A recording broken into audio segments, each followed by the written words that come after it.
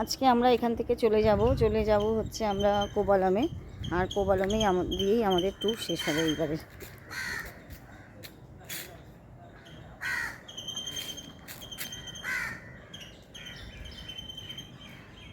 আমরা যেই হোটেলটাতে ছিলাম, হোটেলটা খুব সুন্দর ছিল এবং ময়ূরেরা ঘুরে বেড়াচ্ছিল, তাই শেষে যাওয়ার আগে সেই ছবিগুলো আমরা তুলে নিচ্ছিলাম। এবং তারপরে আমরা চলে গেছিলাম এদের ব্রেকফাস্ট টেবিলে। এদের সেখানে ছিল নানা খাবার দাবার। এখানটা একটা সাউথ ইন্ডিয়ান খাবারই বেশি। এখানে সেমুই, ইডলি, এখানে ধোসা, এখানে পোঙ্গল। এটা আমি এখানে প্রথম খেলাম, ভাত আমাদের সেদ্ধ ভাতের মতো। এটা জিরার পোলাও, এটা ছোলা, এটা বড়া পাও, সাম্বার আর চাটনি। আর যাদের ক্ষেত্রে অসুবিধা মানে খেতে চায় না, তাদের জন্য পাউরুটিরও ওরা ব্যবস্থা করে দেয়। এখানে চা কফি।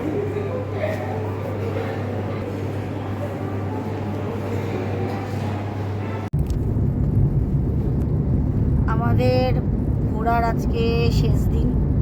আজকে আমরা যাচ্ছি এখন কোবালাম। আর এই কোবালাম দিয়েই শেষ হবে আমাদের এবার তামিলনাড়ু ভ্রমণ।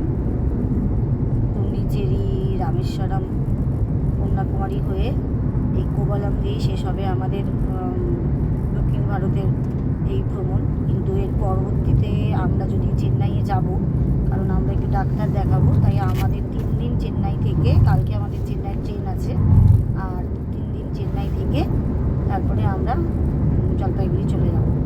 এইভাবেই শেষ হবে আমাদের এবার পুজোর ভ্রমণ।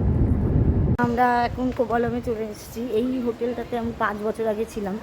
এমনভাবে এবার বুকটা আমার দাদাই করেছে, কিন্তু বুক করেছে ঠিক তার পাশের হোটেল। এই হোটেলটাতে আমরা এখন আজকে আছি। হ্যাঁ হ্যাঁ করবো, এই যে কি করবো।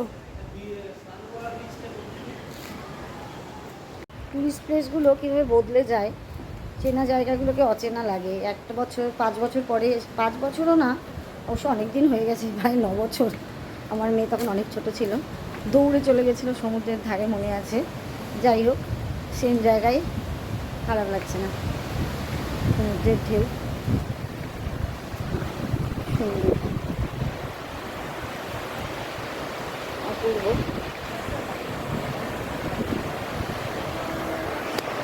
আমার বেশ সুন্দর আর পরিষ্কার সি বিচ যদি বলতে হয়, ভারতবর্ষের মধ্যে কোবালাম 1 নম্বরে। কত কটা ভারতবর্ষের সি বিচ আছে, তার মধ্যে সবচেয়ে সুন্দর আর সবচেয়ে পরিষ্কার হচ্ছে এই কোবালাম লাইট হাউস। বিশেষত নভেম্বরের শেষের দিকে এই সিজন শুরু হয়, চলে ফেব্রুয়ারি মার্চ মাস পর্যন্ত।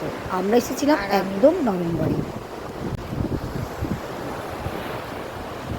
আর এসেই ছুটে চলে গেছিলাম সমুদ্রের ধারে এবং খুব ভালো লাগছিল কোবালামের সমুদ্রের এই সুন্দর দৃশ্য।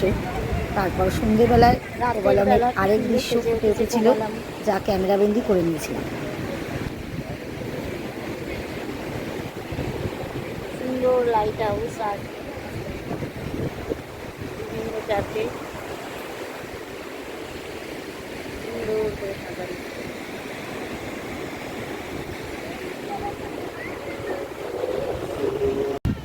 এটা হাওয়া বিচ। আমরা যে বিচটায় আছি তারপরে এটা হচ্ছে, এটার নাম হচ্ছে হাওয়া বিচ।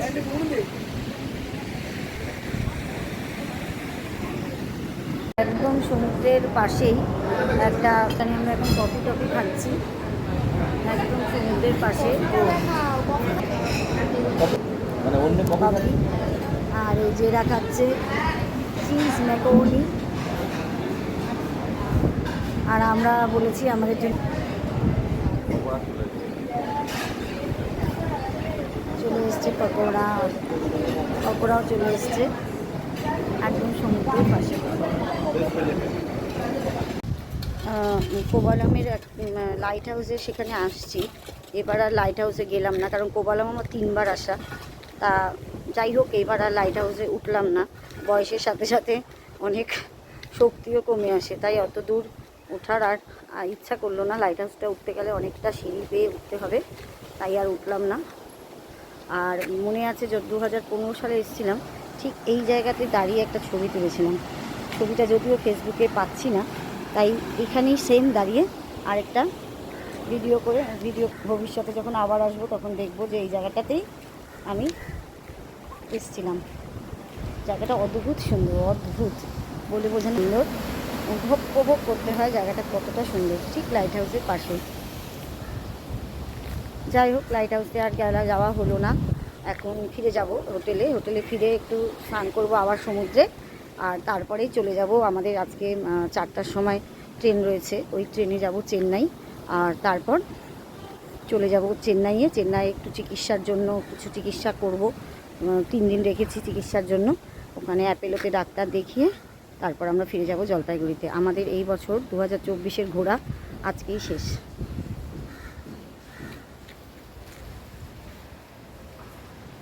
বারে ফিরে আসি এই কোবালমের সৌন্দর্যের জন্যই। সত্যি দারুণ সুন্দর কোবালম। 2001, 2015 আর 2024 এই 3বার এখানে আসলাম। ফেসবুক থেকে পেয়েছিলাম সেই 9 বছর আগের ছবিটি, আবার 9 বছর পর একই জায়গায় ছবিটি তুললাম, আর তুলে এবার তো ইউটিউবে রেখে দিলাম, যাতে বছরের পর বছর এই ইউটিউব দেখতে পারি আর ছবিগুলোও দেখতে পারি, সাথে বুঝতে পারি বয়স যে বেড়ে যাচ্ছে। আরও অনেক ছবি রাখলাম তুলে স্মৃতির মণিকোটায়।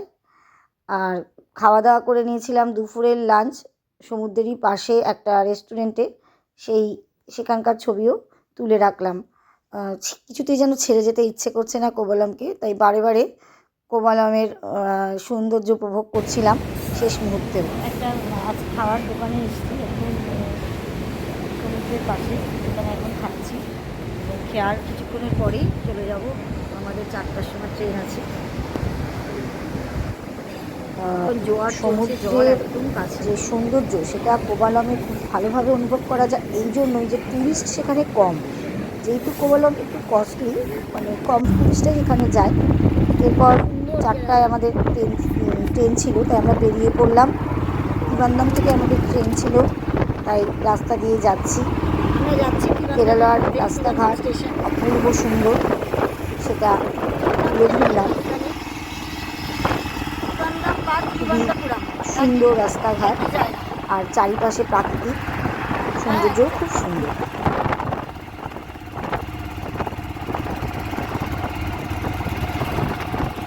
এরপর আমরা চলে গেছিলাম চেন্নাই, আর চেন্নাইয়ে 3 দিন অ্যাপেলোতে ডাক্তার দেখিয়ে আমরা এখন চলে গেছিলাম চেন্নাই এয়ারপোর্ট। আর চেন্নাই চেক হয়ে গেছে, আমাদের চেকিং হয়ে গেছে। এখন সেদিন ছিল হয়ে আমরা বসে আছি বোর্ডিং পাসের জন্য, ভিড় নেই তেমন। তবে একটা অসুবিধা হলো, সেটা হচ্ছে যে 3 জনের জন্য 3টা ব্যাগই শুধুমাত্র হ্যান্ড লাগেজে, ওদের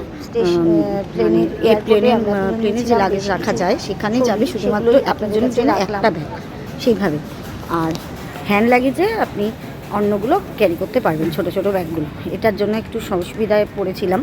যাই হোক, এখন চলে এসেছি চেন্নাইয়ের। অনেকগুলো খাবারের দোকান, আর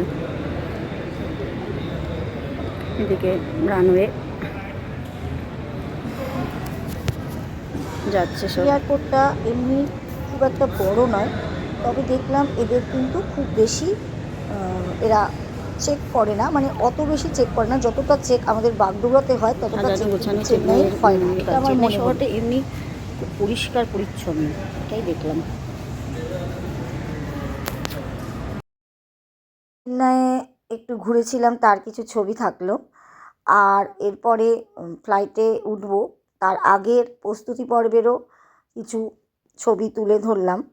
আর এরপর আমাদের ফ্লাইট একটু লেট করে, আধ ঘন্টার মতন ফ্লাইট লেট ছিল, এবং আমরা ফ্লাইটের অপেক্ষা করছিলাম আর বেশ কিছু ছবি তুলে নিয়েছিলাম।